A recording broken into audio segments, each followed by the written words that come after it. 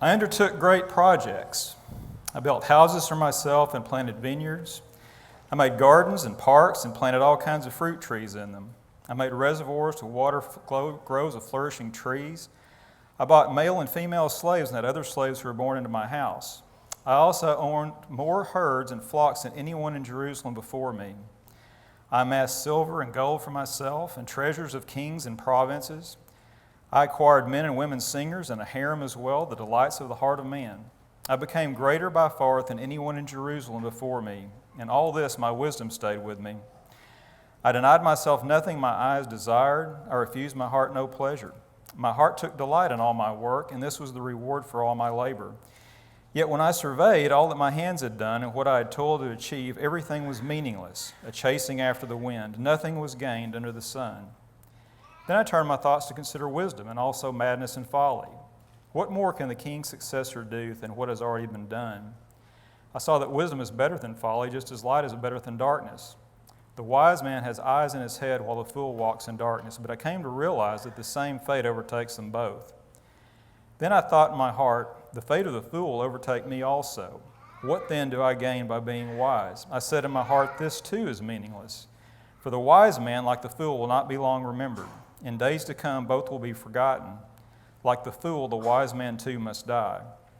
So I hated life, because the work that is done under the sun was grievous to me. All of it is meaningless, a chasing after the wind. I hated all the things I had toiled for under the sun, because I must leave them to the one who comes after me. And who knows whether he will be a wise man or a fool? Yet he will have control over all the work into which I have poured my effort and skill under the sun. This too is meaningless.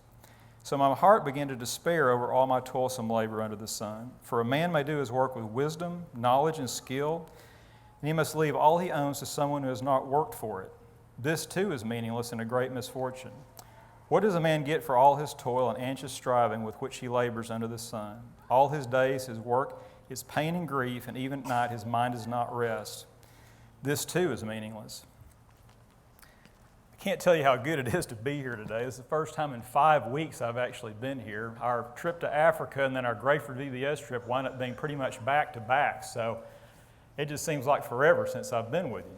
And it's great to worship with people from other areas and other congregations, but there is nothing like being at your home congregation, so it's really good to be here today. Stephen, who is if you're visiting with us, Stephen Mead, who's our pulpit minister, is not here, and Colby Wallace, our associate minister, is not here either. They're both at a wedding at Harding, and so we needed somebody to speak, so unfortunately you got me. I was on the board at Fourth Christian several years ago and actually joined the board at a really young age. I wasn't married at the time. Of course, I didn't have any kids. And we had a board meeting up here at College Hill, and all the board members sat up here on the stage. The stage was a lot bigger then.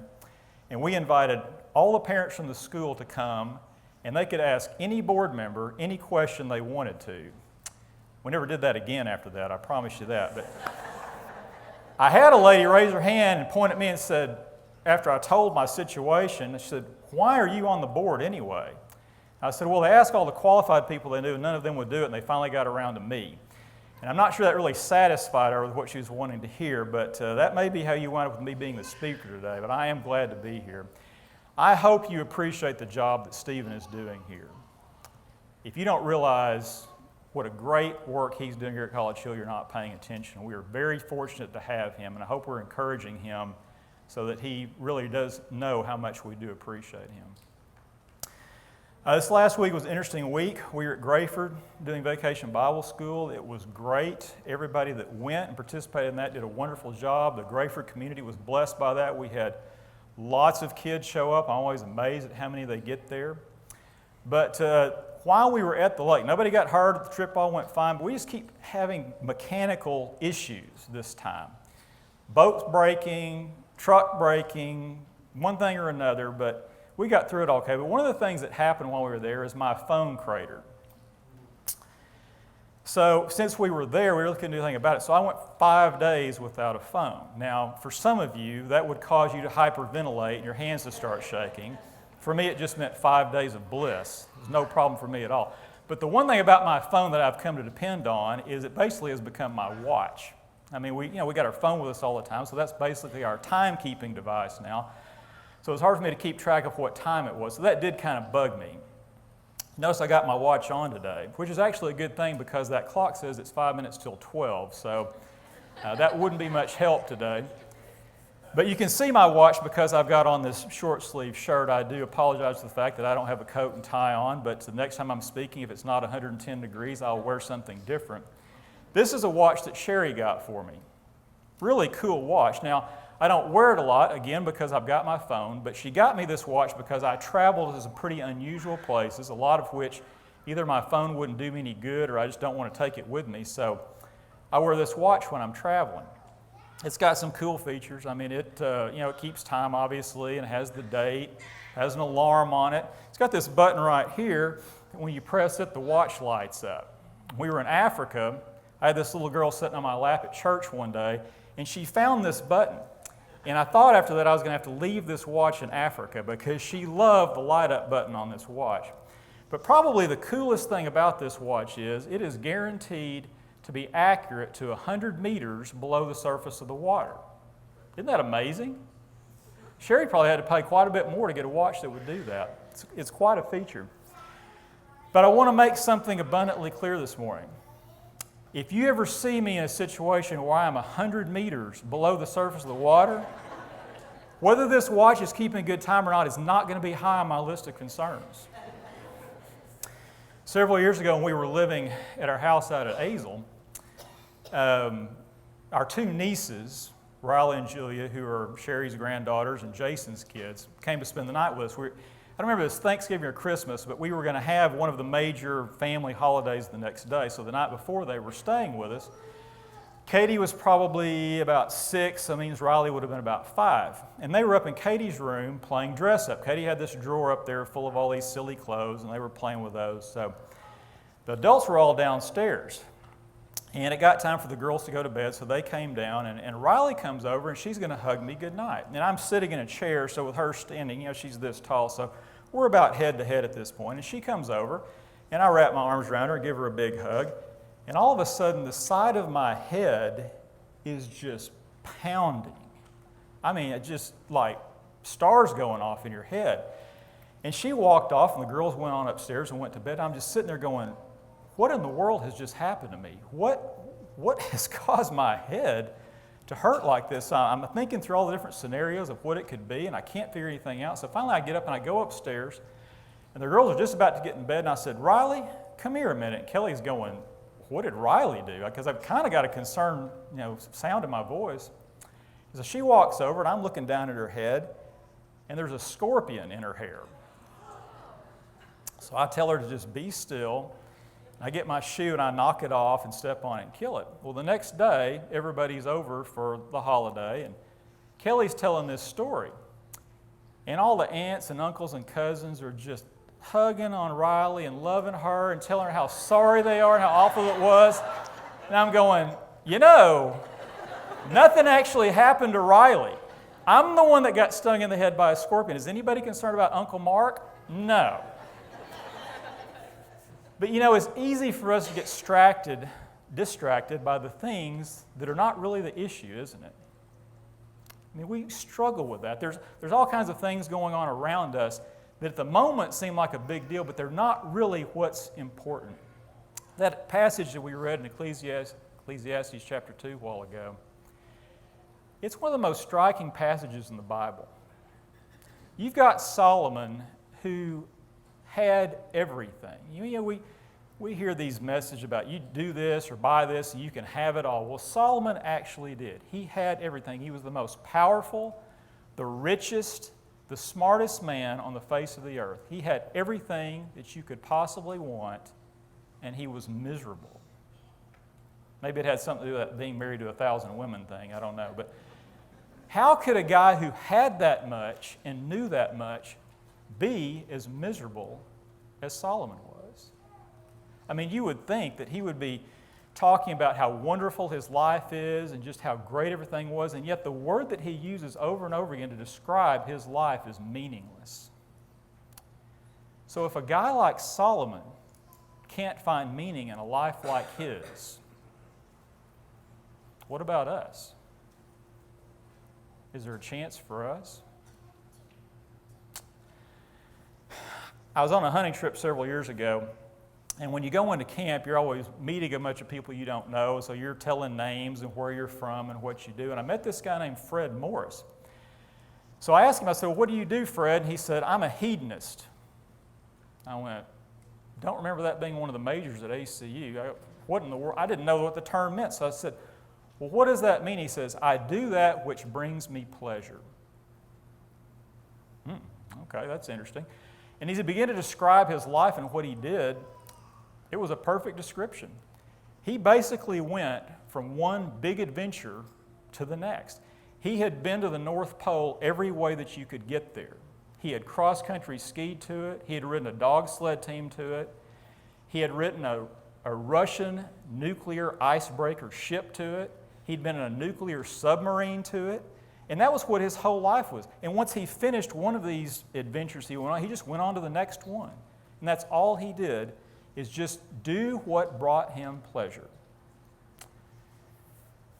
The problem Fred had, and the problem Solomon's having here, is exactly the same issue. It's the pursuit of happiness. That's a movie, by the way, and a pretty good one. Looking for what will make us happy. And why couldn't Solomon find it? I mean, it seems like Solomon just feels like, if I just build one more building, if I plant one more vineyard, if I marry one more woman, well, that'll get me there and then I'll be happy. And temporarily he is, but he can't find any lasting satisfaction in any of it because he's searching for something that we can't grasp. Happiness is not something that you can wrap your arms around. When I went to ACU, this was a legend at ACU. I'm assuming it was true. I can't verify any of it. But there was a guy that had been there a few years before me named Randall Tex Cobb. You may have actually heard of him. He was an actor and a boxer and a football player, but Randall was asked to further his education somewhere besides ACU after he was caught shooting a flaming arrow into another student's dorm room while in a state of major undress, is the way the story went. So did that actually happen? I'm not positive, but that's the way it was told. But after he left ACU, he did several things, but the most notoriety that he gained was from fighting Larry Holmes for the heavyweight championship of the world, which he didn't win the fight, but certainly proved he could take a punch. And he got into acting and all this. So anyway, he achieved a fair amount of success in life. And I saw an interview with him one time. And the guy interviewing asked him, he said, what have you found that brings you happiness in your life? And he said, well, I found that while money can't buy you happiness, if you have enough money, you can buy yourself a whole lot of entertainment.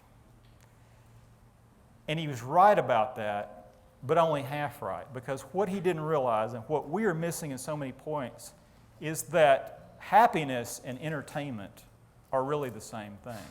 You've heard all your life, well, you can't buy happiness. You actually can. What are the things that make you happy? You buy a new car. You're happy until somebody runs into the back of it and it's got a dent in it. Buy a ticket to a ball game. You're happy about that till your team loses. Spend some money on a vacation. You're happy about that till it rains every day and you don't have a good time. Happiness is not something that you can grab a hold of. You can buy it temporarily, but it won't last. Because happiness is not what we're really after. I'll explain more about that in just a second. You remember back when the Cowboys were good? Got to stretch your imagination on that one, right? Some of you can't. Some of you have not been alive long enough to actually remember when that was. Now, I'm not talking about that little brief time in the 90s where they were good for 4 or 5 years. I'm talking about way back from like the mid-60s, the mid-80s, where for 20 years they were good every single year. Well, in Super Bowl V, they were about to play the game, and they interviewed Dwayne Thomas, who was a running back for the Cowboys. And they asked him, what was it going to be like to play in the ultimate game? And he said, if this is the ultimate game, then why are they playing it again next year? And when you think about it, how much wisdom is there in that? What have been some of the ultimate experiences in your life? Now, I'm not talking about once-in-a-lifetime things like getting married or your children being born, something like that. I'm just talking about when you did something you thought, it just can't get any better than this. Maybe you're outside and you see some incredible sunset and you think, I will never see another sunset like this. Or you go on a trip and just everything goes wonderful. You think, I will never have another vacation this good. Or you see a ball game, you think, I will never see another game this exciting. What was that, the last time you ever did it? Did you quit watching ball games or watching sunsets or going on vacations? I mean, if that was the ultimate, there's nowhere to go but down, right? So why ever do it again? Well, the reason is because we love that feeling. It's kind of like the high you get for, I guess, a drug addict or an alcoholic. You love that feeling and you want it back because it doesn't last. So the only way to get it back is to try again. And that's what Solomon is dealing with. This feeling that he gets about this high of doing things and accomplishing things only lasts as long as it's going on. And then when it's over, the feeling's gone. And so he's got to go on to the next thing to try to get it back again. It's a struggle for us, isn't it? We think we want happiness, but what we need is joy. And money can't buy joy because joy is different. You know, James didn't tell us in James chapter 1, consider it all pure happiness when we go through trials of many kinds. And when you look at the fruits of the Spirit, it's not love, happiness, and so on and so on. And when we sing that Vacation Bible song, it's not, I've got the happy, happy, happy, happy down in my heart. The Bible has very little to say about happiness. But you get your concordance out and look up joy, and you're going to see dozens of passages about joy. Because that's what we really want, and that's what we really need, and it's what God desires for us. Now, Myron read the scripture at the end of Ecclesiastes where Solomon comes to the conclusion that to fear God and keep His commandments is all that really matters. Everything else, as he describes earlier in the book, is really meaningless. But here's the problem with that. That leaves a whole lot of stuff in the everything else category. You guys ever had a parent or teacher tell you that your grades at school are meaningless? Probably not. Scott, you're shaking your head. Yes, I can't believe that. Anybody ever had an employer tell you, you know what, it doesn't really matter how you do your job because it really doesn't mean anything anyway. All y'all ball players, ever had a coach say, if we win, that's fine. If we lose, that's fine. But it really doesn't make any difference. You know, that's no big deal. But if Solomon is telling us that everything else is meaningless, how do we come to grips with that? I mean, there's another point in Ecclesiastes where he tells us to do everything that we find to do with all of our might. So if we're going to put everything that we have into the things that we do in our life, how can we do that if we consider them to be meaningless? Doesn't seem to wash, does it?